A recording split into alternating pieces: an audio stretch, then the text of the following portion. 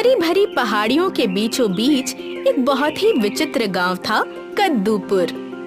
ये गांव अपने नाम से नहीं बल्कि अपनी अनोखी जगह की वजह से जाना जाता था, क्योंकि ये पूरा गांव एक बहुत बड़े कद्दू के अंदर बसा हुआ था और उस कद्दू के भीतर एक इतना विशाल महल था कि पूरा गांव उसमें समा सकता था। अरे ओ कमला बेटा, क्या सोच रही हो? कुछ नहीं माया जी, हमारा बिट्टू है ना, सुबह से कहीं गया है, पता नहीं कहाँ चला गया। सुबह खेलने निकला था लेकिन अब तक वापस नहीं आया। अरे इसमें परेशान होने वाली क्या बात है, यही कहीं होगा। मेरे इस विशाल कद्दूपुर के बाहर तो कोई नहीं जा सकता, क्योंकि यहाँ से बाहर जाना मुमकिन ही नहीं। तो निश्चिंत रहो, वो यहीं कहीं होगा। यूं ही परेशान हो रही हो। हाँ, आपने सही कहा। माया जी ने सच ही कहा था। इस कद्दू से बाहर निकलना आसान नहीं था। कद्दू के अंदर का जीवन सुंदर तो था लेकिन थोड़ा तंग भी। बुजुर्ग उन्हें बाहर की दुनिया की दंत कथाएं सुनाते, एक ऐसी दुनिया जिसे उन्होंने कभी नहीं देखा था, बस सुना था। बिट्टू क्या सोच रहा है?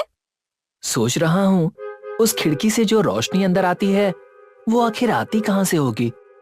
कहाँ से मतलब? सूरज से आती है। बुद्धू, इतना भी नहीं पता? हाँ, ये तो पता है, पर क्या ये सच है?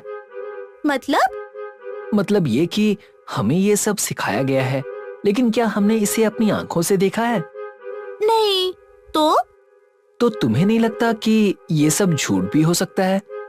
लेकिन गुरुजी झूठ क्यों बोलेंगे? वो झूठ नहीं बोल रहे, मैं ये कहना चाहता हूँ कि जो हमें सिखाया गया है वो सच है या नहीं, ये जानना हमारा हक है। तू सही कह रहा है, लेकिन ये सब करेगा कैसे? अरे इस कद्दूपुर से बाहर निकलने का तो कोई रास्ता ही नहीं है, और रही बात रास्ता ढूंढने की, तो कोई हमारी मदद भी नहीं करेगा। पूछ क्यों?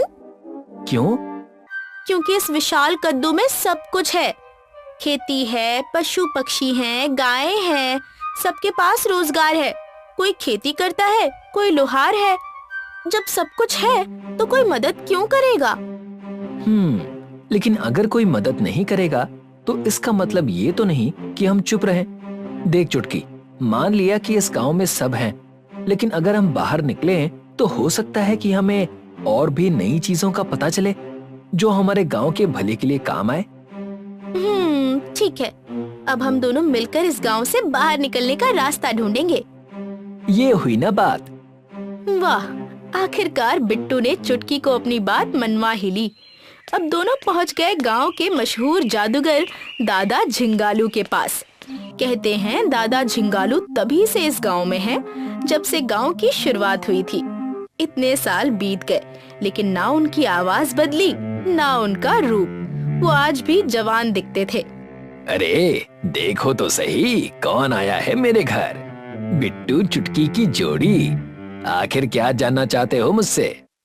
भैया, दरअसल बात यह है कि आप इस गांव के सबसे पुराने वासी हैं, तो आपको इस गांव के बारे में सब पता होगा। हाँ, मुझे सब पता है। आओ सुनाता हूं तुम्हें कद्दूपुर की कहानी। मुझे आज भी सब कुछ याद है। सदियों पहले एक खाली मैदान में आसमान से एक जादुई बीज गिरा था। वो बीज एक विशाल कद्दू में बदल गया, इतना बड़ा कि उसके सामने आसपास की हर चीज छोटी लगती थी। उन दिनों गांव के लोग बार बार आने वाले तूफानों से परेशान थे। उनके लिए उस कद्दू से बेहतर कोई सुरक्षित जगह नहीं थी। तो फिर क्या था, सारे गांव वालों ने उस कद्दू को ही अपनी दुनिया बना लिया और उसी में अपने घर बसा लिए। हाँ, ये तो हमें भी पता है। तो फिर तुम क्या जानना चाहते हो बिट्टू? हमें इस महल से बाहर निकलने का रास्ता पता करना है। क्या? इस महल से बाहर निकलने का रास्ता? हाँ दादा। लेकिन क्यों? हमारे इस महल और गांव से तुम्हें बाहर क्यों निकलना है? ताकि हमारा जीवन सिर्फ इस गांव और महल तक सीमित ना रहे। बिट्टू की बात सुनकर दादा बहुत खुश हुए। इतने सालों बाद कोई तो था जिसे इस जादुई महल के बाहर की दुनिया देखने की चाह थी। उन्होंने समय ना गवाते हुए एक कांच का गोल गेंद निकाला। वाह दादा, ये क्या है? जरूर कुछ जादुई होगा। बिल्कुल सही कहा चुटकी बेटा, ये एक जादुई कांच का गोला है। इसमें हमारे सारे सवालों के जवाब मिलते हैं। क्या सच में? हाँ, चलो अब हम इससे पूछते हैं। हे मेरे कांच के गोले, दिखा अपना चमत्कार। क्या इस महल से बाहर निकलने का है कोई द्वार?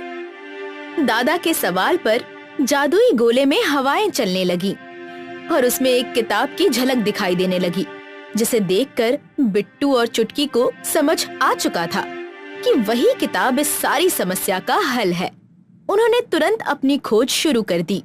जादुई गोले की बात सुनकर बिट्टू और चुटकी ने अपनी खोज शुरू कर दी। वे कभी कद्दू की सबसे ऊंची रेखा पर चढ़े, कभी सबसे भरी भरी गलियों से गुजरे, लेकिन जादुई गोले में बताई गई रहस्यमयी किताब उन्हें कहीं नहीं मिली। बस अब बहुत हो गया, मैं थक गई। वो रहस्यमयी किताब कहीं नहीं मिल रही है। शांत हो जाओ चुटकी। अगर हम इतनी जल्दी हार मान लेंगे तो कैसे चलेगा? देखो, मुझे लगता है हमें अपनी तलाश जारी रखनी चाहिए। हमें जरूर कुछ ना कुछ मिल ही जाएगा। बेचारा बिट्टू, वो हार मान चुकी चुटकी को दिलासा तो दे रहा था, लेकिन अंदर ही अंदर वो भी मायूस हो चुका था। तभी उसकी नजर महल के एक कोने पर पड़ी, जहाँ कुछ पुराने औजार रखे हुए थे। अरे ये क्या? ये सारे औजार यहाँ क्यों पड़े हैं? अजीब बात है, कोई औजार ऐसे ही छोड़कर जाता है क्या? छोड़ो, मैं ही इन्हें उठाकर किसी अच्छी जगह पर रख देता हूँ। बिट्टू ने बिना कुछ सोचे जैसे ही औजार उठाना शुरू किया, चमत्कार हो गया। जिस किताब को वो दोनों पूरे गांव में खोज रहे थे, वो उन्हें महल के कोने में पड़ी मिल गई, वहीं जहां किसी की नजर एक बार भी नहीं गई। वाह, आखिरकार ये मुझे मिल ही गई। चुटकी, जल्दी आओ, देखो मुझे वो किताब मिल गई। महाकद्दू विशाल महल से भागने की गुप्त विधियां।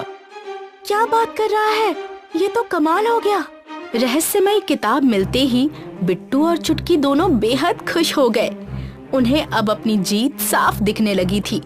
उन्होंने किताब पढ़नी शुरू की, जिसमें लिखा था, जादुई कद्दू के महल से बाहर निकलना है तो तुम्हें पूर्ण श्रद्धा और जुनून से प्रयास करना होगा, वरना इसमें सफल होना नामुमकिन है। अरे रे, ये क्या? ये किताब मदद करने के बजाय डरा रही है। अरे चुटकी, तुम भी ना, डर क्यों रही हो? सुना नहीं, हमें जुनून और आत्मविश्वास के साथ आगे बढ़ना होगा, वरना हम हार जाएंगे। ठीक है, अब आगे बढ़ो। विशाल महल के अंदर बीचों बीच ऊपर की ओर एक बड़ी सी घंटी लटकी हुई है। अगर पूरी ताकत से उसे 3 बार बजाया जाए तो उसकी आवाज की कंपन से महल टूट जाएगा और मुक्ति प्राप्त होगी। अरे, ये तो वही घंटी है जो बरसों से हमारे सामने लटकी हुई है, और हमें पता भी नहीं था कि वही हमारी मुक्ति का मार्ग है। लेकिन बिट्टू, तुमने वो घंटी देखी है ना? वो बहुत बड़ी है, भारी भरकम है, और उससे भी भयानक वो बहुत ऊपर है। वहाँ हम पहुँचेंगे कैसे? चुटकी का सवाल जायज था, लेकिन बिट्टू ने हार नहीं मानी। उसने सारी बातें गांव वालों को बताई और उन्हें मदद के लिए तैयार कर लिया। बिट्टू की बातों से प्रेरित होकर सारे गांव वाले महल में इकट्ठा हो गए और एक एक करके एक दूसरे के ऊपर हांडी की तरह चढ़ने लगे। देखते ही देखते इंसानों की एक पूरी इमारत बन गई। वाह, ये तो कमाल हो गया। चलो बिट्टू, जल्दी ऊपर जाओ और 3 बार उस घंटी को बजाओ। चुटकी की बात सुनते ही बिट्टू फुर्ती से ऊपर चढ़ गया और भगवान का नाम लेकर घंटी बजाने लगा। जय भोलेनाथ, जोर लगा के हैशा। बिट्टू ने पूरी ताकत लगाकर घंटी को 3 बार बजाया और उसी क्षण भूकंप की तरह जमीन हिलने लगी और कुछ ही पलों में वो पूरा महल कद्दू के साथ रेत की तरह बिखर गया। सारे लोग उस कद्दू से बाहर निकल आए। ये हुई ना बात। देखा चुटकी, हमारी मेहनत रंग लाई, हम सब मुक्त हो गए। बिट्टू की बातों पर सब मुस्कुराने लगे। तभी बिट्टू पीछे मुड़ा, जहाँ सालों से उसका घर था। अब वहाँ सिर्फ रेत ही रेत थी। उसका महल नहीं रहा, लेकिन वो जानता था कि कद्दू और वो महल हमेशा उसके दिल में जिंदा रहेंगे। और अब सामने थी एक नई जिंदगी, एक नया जहां। सच्ची आजादी और विश्वास हमें हमारी पुरानी जिंदगी से बाहर निकालकर एक नई दुनिया में ले जाते हैं। और जब साथ होता है पूरा गांव, तो हर बीज एक नई कहानी उगा सकता है। एक समय की बात है जब लोगों के घरों में बिजलियां नहीं रहती थी। ऐसे में एक गांव था, मंदराचल। दो चोर रात का समय देखकर चोरी की फिराक में थे। इन दोनों ने पहले ही कई चोरियां कर रखी थी और अब दूसरी चोरियों में लगे थे। अरे रंगा, क्या हाथ लग गया है आज?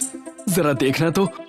सब देख लिया है मैंने, आज बहुत माल हाथ लगा है, पर थोड़ा और होता तो। अब भी मन नहीं भरा इतना चुराने के बाद? क्यों, तुम्हारा मन भर गया क्या? मन तो मेरा भी नहीं भरा। न जाने कब से सोच रहा था कि तुम कहो तो कहीं और भी हाथ मारे। आओ चलो तब साफ कर दे कोई और घर। चलो कोई बड़ा बकरा पकड़ते हैं।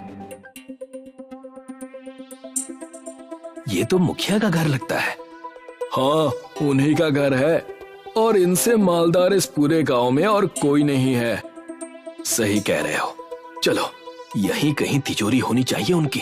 तार तैयार करके रखो तिजोरी खोलने के लिए। हाँ, सब तैयार है। वो रही तिजोरी, वहाँ देखो। वो लोग तिजोरी के पास जाते हैं। रंगा उस तिजोरी को खोलने लगता है। अरे और कितना समय लगेगा, अभी तक नहीं खुला। अरे भैया, तिजोरी है, जूते का फीता नहीं, जो खींचा तो खुल गया। सब्र करो। हाँ हाँ, ठीक है ठीक है। तभी तिजोरी खुल जाती है और रंगा मुस्कुराकर दरवाजा खोलता है। वाह, मान गए गुरु।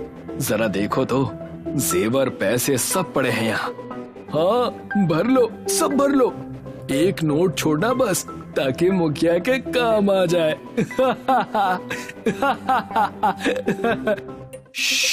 धीरे, अब चलो। वो दोनों वहाँ से सारे पैसे भरकर निकल जाते हैं।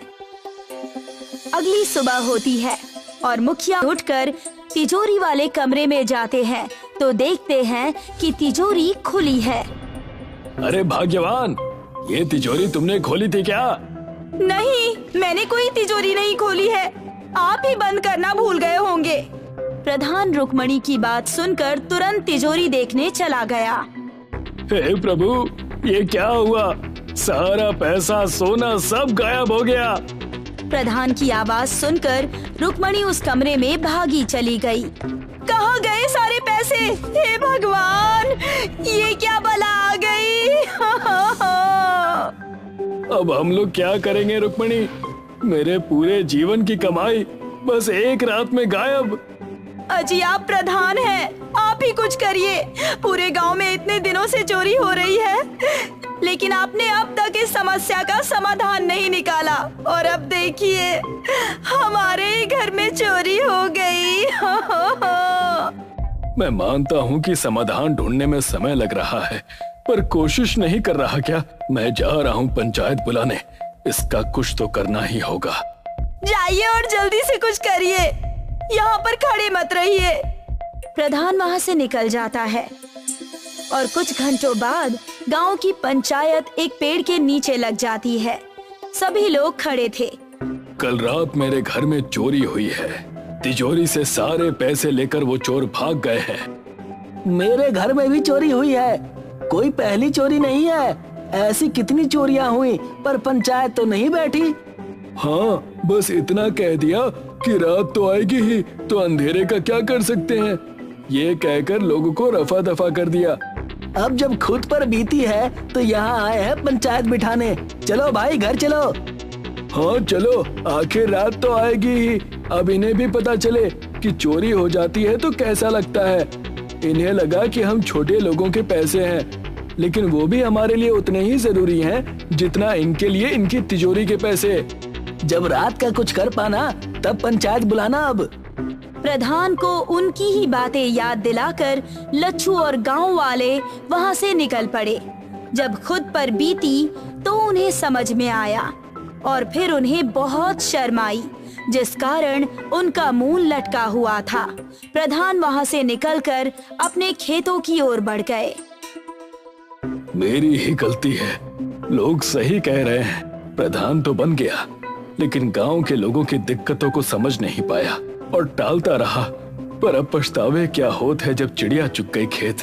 पर अब समाधान करूं भी तो कैसे करूं? तभी प्रधान को खेत के एक बिल में कुछ चमकता दिखाई दिया। ये इस गड्ढे में क्या चमक रहा है? प्रधान गड्ढे की तरफ बढ़ते हैं और देखते हैं कि उसमें एक मणि चमक रही है और तभी एक नाग गड्ढे के पास आ जाता है। सांप, सांप, अरे बचाओ सांप! शांत हो जाओ बालक। ये सांप बोल रहा है। हाँ, बोलना पड़ रहा है बालक, क्योंकि बात ही कुछ ऐसी है।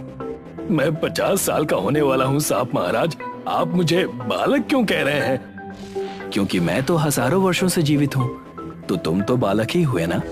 क्षमा कर दीजिए सांप महाराज, बस मुझे यहाँ से जाने दीजिए। मैं आपकी नागमणि चोरी करने नहीं आया था, ये तो एक गलत फहमी है। वरदान मांगो। वरदान? हाँ, मैं दंड देने नहीं आया हूँ। नागमणि एक मनुष्य की नजर में नहीं आनी चाहिए, इसी कारण तुम कोई वरदान मांगो। ये गलती मेरी ही थी जो मैंने तुम्हें इसे देखने दिया। वरदान पाते ही तुम मणि के बारे में भूल जाओगे और तुम्हें सिर्फ वो वरदान और मैं ध्यान में रहूंगा। वरदान? प्रभु, ये तो बड़ा ही हंसी वाला प्रसंग है। यदि ये कुछ दिन पहले हुआ होता तो मैं आपसे हीरे जवाहरात मांगता, लेकिन अब जब मुझे अपने प्रधान होने की जिम्मेदारी का एहसास हो गया है तो मुझे बस आपसे ये मांगना है कि आप रात में रोशनी कर दें और गांव की चोरियां बंद कर दें। ये वरदान मैं तुम्हें नहीं दे सकता, रचयिता ही दे सकते हैं। कुछ और मांगो। नहीं प्रभु, यही वरदान देना है तो दीजिए। मुझे केवल मेरे गांव की समस्याओं का हल चाहिए।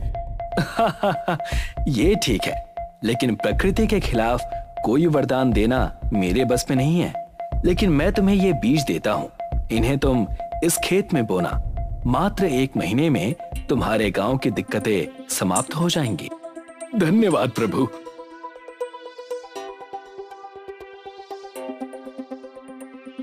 प्रधान बड़ी ही खुशी से गांव लौटकर फिर एक पंचायत बुलाते हैं। अरे क्या बात है, इतनी जल्दी रात में दिन करने का मार्ग ढूंढ लिया क्या प्रधान जी? अभी तो बस कुछ ही घंटे हुए हैं। अगर यही बात वापस करनी है तो अभी बता दीजिए ताकि हम चले जाएं। नहीं नहीं, रुको, मेरी बात तो सुनो। कहिए। मैंने मार्ग ढूंढ लिया है। प्रधान उन सबको सारी बातें बताते हैं। पर उन बीजों को छिड़कने से हमारी रात की समस्या कैसे हल होगी?